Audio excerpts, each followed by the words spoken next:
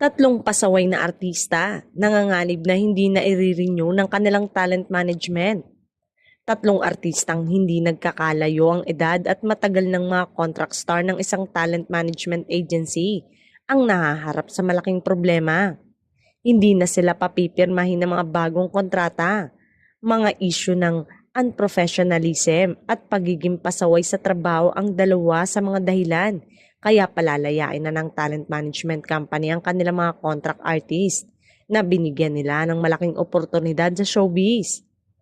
Kaya tanong ng ilan ay saan na sila dadamputin at ano ang mangyayari sa kanilang mga showbiz career. Ang tanong ng mga nagmamalasakit at nalulungkot sa kapalaran ng tatlong artista. Maraming beses na umano silang binigyan ng pagkakataon pero hindi nila pinahalagahan ang tiwalang ipinagkaloob sa kanila.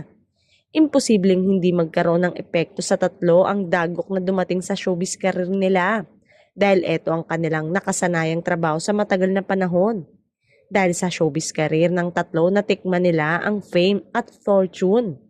Magkasama ang dalawang artista sa isang drama series. Ito na ang huling proyektong gagawin nila para sa isang TV network dahil wala ng contract renewal na magaganap. Pwede na silang magsimulang maghanap ng bagong talent agency o talent manager na handang sumugal sa kanila pero siguradong hahanapin niya ang pag-arte sa harap ng kamera dahil passionate ang aktor umano na ito.